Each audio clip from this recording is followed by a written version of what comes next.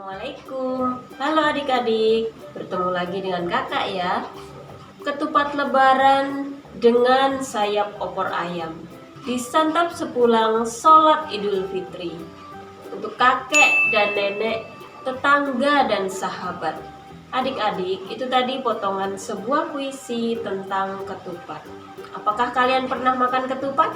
Baiklah, kita akan mempelajarinya pada video pembelajaran kali ini. Banyak hal yang akan kita pelajari pada video pembelajaran kita kali ini. Jadi jangan kemana-mana ya. Adik-adik, ada yang tahu ini daun apa? Iya, ini daun kelapa. Siapa yang pernah membuat kerajinan dari daun kelapa? Oh iya, daun kelapa ini bisa dibuat menjadi cangkang ketupat. Baiklah, kita akan mencari tahu cara membuat anyaman cangkang ketupat dari daun kelapa. Yuk simak video berikut ini. Cara membuatnya, yang pertama, gulung satu sisi janur sampai 3 kali pada tangan. Ingat, posisi pangkal janur menghadap ke atas. Yang kedua, ambil sisi janur satu lagi. Seperti langkah sebelumnya, gulung pada tangan sebanyak 3 kali. Posisi pangkal janur menghadap ke bawah. Yang ketiga, buatlah kedua gulungan saling bersilangan. Janur masih dalam posisi tergulung. Berikutnya yang keempat, ambil satu ujung, kemudian putar ke belakang susunan janur. Yang kelima, masukkan janur yang sudah diputar ke belakang, kemudian janur yang berada pada posisi tengah. Keenam, teruskan anyaman sampai bawah.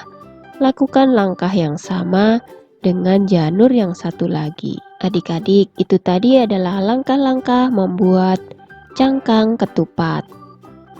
Adik-adik, daun kelapa itu panjang sekali ya. Kita bisa mengukurnya menggunakan meteran atau penggaris, atau juga menggunakan meteran pita atau metelin. Adik-adik, satuan panjang yang ada di dalam penggaris biasanya adalah sentimeter, dan pada penggaris kayu kadang panjangnya 100 cm atau sama dengan 1 meter. Dari sini kita tahu bahwa 1 meter sama dengan 100 cm. Agar lebih jelas, perhatikan contoh berikut ya.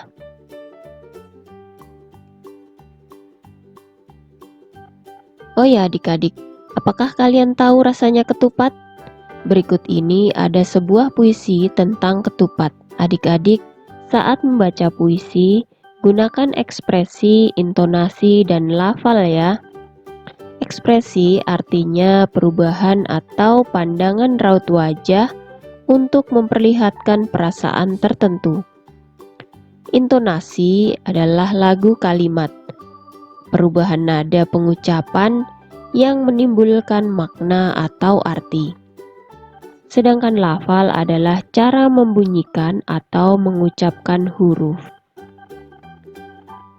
Coba amati puisi tentang ketupat berikut ini. Pada puisi tersebut ada beberapa kosakata baru yang bisa kita temukan. Contohnya, ketupat. Ketupat adalah makanan yang dibuat dari beras yang dimasukkan ke dalam anyaman daun kelapa. Opor. Opor adalah gulai ayam atau itik dan sebagainya, berkuah santan kental. Kemudian ada kata santap. Santap memiliki arti sama dengan memakan atau meminum. Kemudian kata nikmat, artinya sama dengan kata enak atau lezat. Adik-adik, coba kalian baca puisi tersebut dan koreksi cara teman kalian saat membaca puisi. Apakah ekspresi, intonasi, dan lafalnya sudah tepat? Adik-adik, coba perhatikan gambar berikut ini. Benny dan teman-temannya akan berolahraga. Kalian juga bisa melakukan gerakan-gerakan yang dilakukan oleh Benny. Kalian bisa melakukannya dengan bimbingan Bapak Ibu guru atau ayah bunda ya. Berikut ini adalah beberapa gerakan yang dilakukan oleh Benny. Gerakan ini disebut dengan roll depan. Sedangkan gerakan berikut ini disebut roll belakang. Roll depan dan roll belakang merupakan contoh gerakan dalam senam lantai. Kalian juga bisa melakukan variasi gerakan tadi ya. Badan dapat diputar ke samping kiri dan kanan. Contohnya dengan bermain estafet bola. Tapi ingat, hati-hati dalam melakukan gerakan tersebut. Berikut ini adalah contoh dari gerakan estafet bola. Adik-adik, saat bermain dengan teman-teman, kita tidak boleh membeda-bedakan baik anak laki-laki maupun anak perempuan. Kita harus memberi kesempatan yang sama. Sikap ini sesuai dengan sila kedua Pancasila. Kita harus bersyukur karena memiliki banyak teman. Selain itu, kita juga tidak boleh membedakan warna kulit, agama, dan juga bahasa. Karena semua merupakan anugerah Tuhan, kita tidak boleh membeda-bedakannya. Ini adalah contoh sikap yang sesuai sila ketiga Pancasila. Nah, adik-adik, itu tadi materi kita hari ini. Sampai jumpa pada materi video pembelajaran berikutnya. Tetap semangat belajar ya. Sampai jumpa. Wassalamualaikum.